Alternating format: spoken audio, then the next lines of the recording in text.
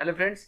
आज के टाइम में सभी लोग यही सोच रहे हैं कि क्या रशिया यूक्रेन को इन्वेड करेगा। देखिए, एज ए ट्रेडर हमें भी कॉन्शियस रहना है, कॉशियस रहना है। बट इन्वेस्टर है तो आपको परेशान होने की ज़रूरत नहीं है। पर ट्रेडर के लिए सर्टेन इंट्राडेटिंग टिप्स हैं जो कि मुझे लगा कि आप लोगों को बताना चाहिए।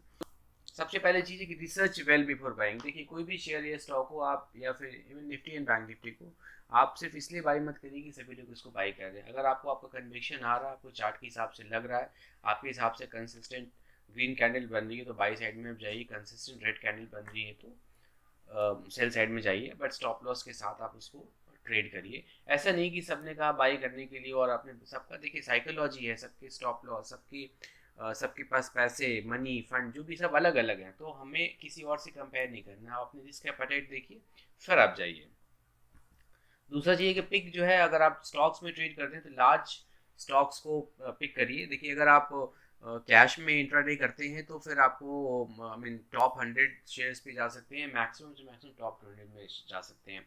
बट अगर आप यू नो अगर आप ऑप्शंस में कर रहे हैं या फ्यूचर्स में कर रहे हैं तो आप अपने आप को, मेरा सजेशन है कि टॉप 10 स्टॉक्स तक रिस्ट्रिक्ट रखिए, क्योंकि वहाँ पे लिक्विडिटी काफ़ी ज़्यादा होती है और वो शेयर इतने इतने इनॉर्मस वैल्यूएशंस के होते हैं कि कोई किसी एक या दो ऑपरेटर के बस की बात नहीं कि उस शेयर्स को मूव करा सके। जैसे रिलायंस हो गया, एचडीएफसी बैंक हो गया, आईसीआईसी बैंक हो गया, एलएनटी हो गया, टीसीएस हो गया, इन्फोसिस हो गई, इस तरह कंपनी में। हाँ, बट छोटे शेयर्स भी हैं, जैसे वेदांता हो गया, इंडियन होटल्स हो गया, या फिर इस तरह के छोटे छोटे शेयर्स हैं। अगर इसमें कोई डायरेक्शन बने तो डेफिनेटली आप बाई या सेल कॉल आप ले सकते हैं।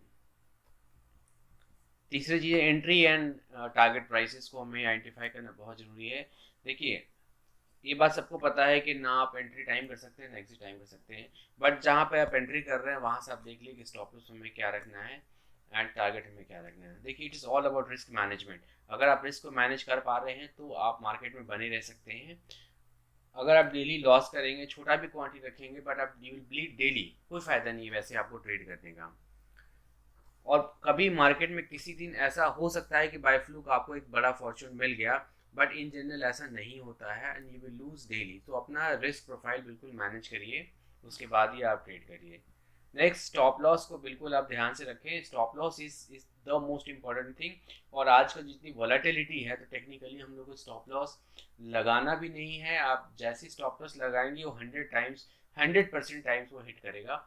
तो आपको ये देखना है कि मेरा ये पॉइंट है, माइंड में बनाइए। और आप अगर ट्रेड में बने हैं तो आप चार्ट को देख करिए, और जब आप चार्ट को देखना छोड़ रहे हैं तो आप एग्जिट कर जाइए। सो आप स्टॉप लॉस लगा कर रखेंगे तो आज के टाइम में हिट कर जाते हैं, क्योंकि वॉलेटिलिटी मार्केट बहुत है। आज से 10 साल 12 साल पहले जब 50 पॉइंट निफ्टी मूव करती थी, और आज के दिन में 200-250 पॉइंट मूव करती है निफ्टी इधर डायरेक्शन में, और वो न्यूज़ भी नहीं बनती। तो वॉलेटिलिटी बहुत है मार्केट में बॉस।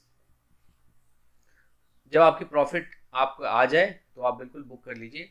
आप बिल्कुल ही लालच में मत पड़िए। हाँ, ट्रेल करना चाहें ट्रेल कर सकते हैं, बट ट्रेल करके उसको नेक्स्ट डे मत लीजिए, कभी मत ले जाइए, क्योंकि आपको नहीं पता कि रात में क्या होगा, अगली सुबह क्या होगा, और उसकी प्राइस हो सकता है कि, और हम लोगों ने लोगों को बैंकरप्ट होते देखा है कि वो कोई भी शेयर एक्स प्राइस पे खरीदते हैं और अगले दिन अब उन्होंने कॉल ले रखा और अगले दिन वो इतना ही ज़्यादा उसमें मूवमेंट आ जाता है डाउन साइड में कि वो बिल्कुल से उनकी पूरी की पूरी जो उसमें इन्वेस्टमेंट है, पूरी जो ट्रेड का जो अमाउंट है, वाइप आउट हो जाता है। और अगर सेल साइड में है तो बहुत ही मुश्किल है। ठीक है। लास्ट, ये सबको पता है कि अगर ट्रेडर हैं तो इन्वेस्टर मत बनिए, बट हम लोग करते हमेशा वैसे ही हैं। और आप, अगर आप ये काम कर रहे हैं तो you are going to lose money in the market. देखिए, मार्केट किसी के ताऊजी का नहीं है। हमें नहीं पता कि आज के दिन में रिलायंस खरीदा है तो रिलायंस अपने इंटरडे के हिसाब से खरीदा है, तो वो आज आज हमारे हिसाब से मूव नहीं किया तो कल को वो नीचे गिर जाएगा या ऊपर गिर जाएगा, व्हाट वी डोंट नो।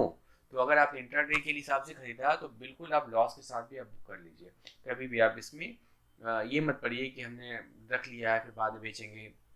देखिए, हो सकता है बाद में आपको प्राइस मिल भी जाए, बट होता क्या है ना कि वैसे केसेस में कि आपके पास जो ट्रेडेबल जो फंड है ना वो कम हो जाता है, तो आप सपोज किसी दूसरे शेयर में कल जो प्रॉफिट बना सकते थे आप नहीं बना पाएंगे। तो it is a losing game on the both sides.